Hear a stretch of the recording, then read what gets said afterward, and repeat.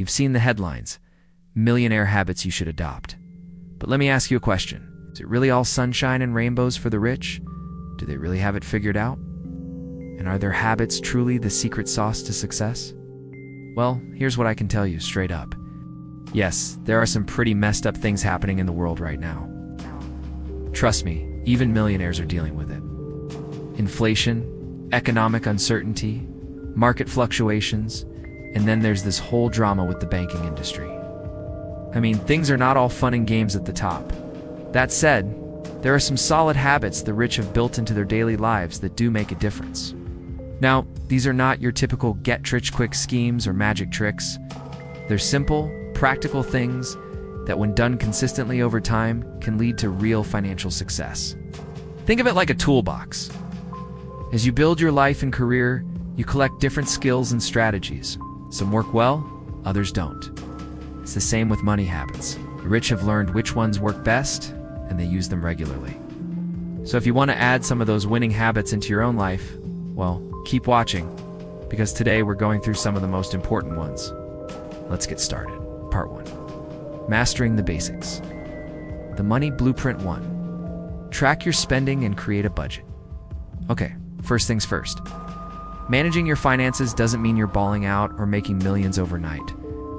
It means taking control of your day-to-day spending. Millionaires understand this. They know where every dollar's going. They create budgets, track expenses, and cut back on unnecessary spending. In other words, they practice delayed gratification. This means resisting the urge to buy something now if it's not in the budget. Instead, they save up, they wait, and eventually, when they've got enough money saved up, they buy what they want without the burden of debt. 2. Build an emergency fund. Life is unpredictable, and emergencies happen. Car repairs, medical bills, unexpected travel expenses. We've all been there. That's why having an emergency fund is crucial. Millionaires usually have several months' worth of living expenses stored away in case something unexpected happens. This safety net gives them peace of mind and the ability to handle tough situations without going into debt. 3. Diversify your income streams. Relying on just one income source is risky. That's why many millionaires work hard to build multiple streams of income. This could be rental properties, dividend-paying stocks, royalties from books or music, or even starting a side business. This way, if one income source dries up, they've got others to fall back on. 4. Invest for the long term. Millionaires aren't just about making quick bucks. They're in it for the long haul. They understand the power of compounding interest and the importance of long-term growth. They invest in assets that appreciate in value over time, such as real estate, stocks, or even their own businesses. They're patient, and they're willing to hold on to their investments for years, sometimes decades, before cashing out. 5. Take calculated risks. Building wealth isn't a walk in the park. It often involves taking calculated risks. Millionaires are not afraid to step outside of their comfort zones. They understand that failure is part of the process, and they're willing to learn from their mistakes. They assess the potential rewards against the risks involved and make decisions based on their long-term goals. 6. Continuously learn and adapt. Millionaires are lifelong learners. They understand that knowledge is power, and they invest heavily in their own education and development. They read books, attend seminars, and network with other successful individuals. They always looking for ways to improve themselves and their businesses, and they not afraid to change course if needed. The second part of our series, where we talk about how to make your first million. We started by talking about the basics that everyone knows but no one follows. If you haven't watched it yet, check out part 1 before you continue here. Habit No. 1. Abundance thinking versus scarcity thinking. This is a big one. There's a quote that goes, "The key is to keep company only with people who make you feel like a millionaire." Think about that for a second. You can't become what you don't believe is possible if you surround yourself with people who are scarcity-minded. People who complain about the economy, or their job, or their boss, or the government, then you will too. The world is full of people who think there isn't enough to go around. Not enough money, not enough love, not enough happiness. And so they grab onto what they have, and they fight tooth and nail to keep it. But millionaires are different. They believe there is more than enough for everyone. They believe in opportunity and possibility.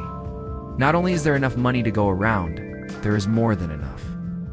And I want you to think about that. It doesn't mean they don't work hard. It doesn't mean they don't have problems. What it means is that when a millionaire approaches a situation, they ask themselves, how can I make this better for everyone involved?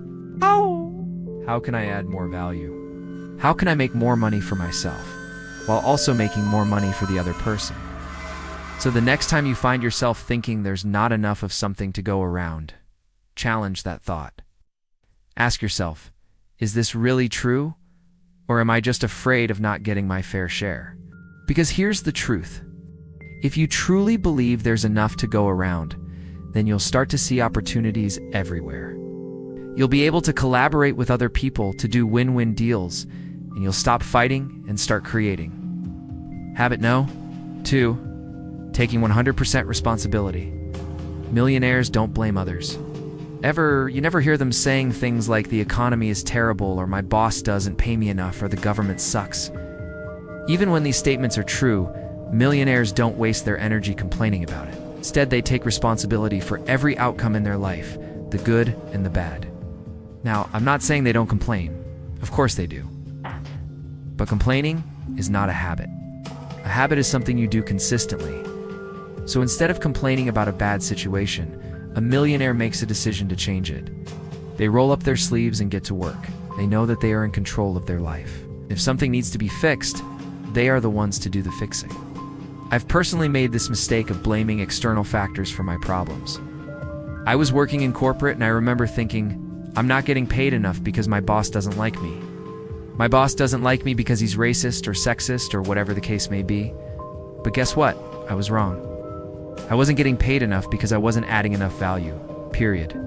As soon as I took responsibility for my situation and decided to improve my skills and add more value, things started to change for me. I got promoted and I got paid more. And here's the thing, every single person can do the same. You have the power to change your life. Don't wait for anyone to do it for you. Take 100% responsibility for every outcome in your life. And finally, habit No. 3. Think long-term. This is another area where millionaires and non-millionaires think differently. People who aren't millionaires think in terms of days, weeks, maybe months. Millionaires think in terms of years, 5 to 10 years. When a non-millionaire thinks about buying something, they think about how much they can afford to pay in cash. When a millionaire thinks about buying something, they think about whether the purchase will serve them in 10 years. For example, should they hire this person in 10 years? Should they invest in this thing in 10 years? Would they be proud to have bought this thing in 10 years? Warren Buffett is famous for his ability to make sound financial decisions. And the reason he has been able to do that is because he spends more than 5 hours reading every single day. But he doesn't read for today. He reads for 10, 20, 30 years down the road. He knows that if he keeps making good decisions over decades, the results will compound, and eventually he'll end up where he wants to be. So ask yourself, are you thinking long-term or short-term? Are you making decisions based on what will happen in the next few weeks or in the next few years? Which one will get you to $1 million faster?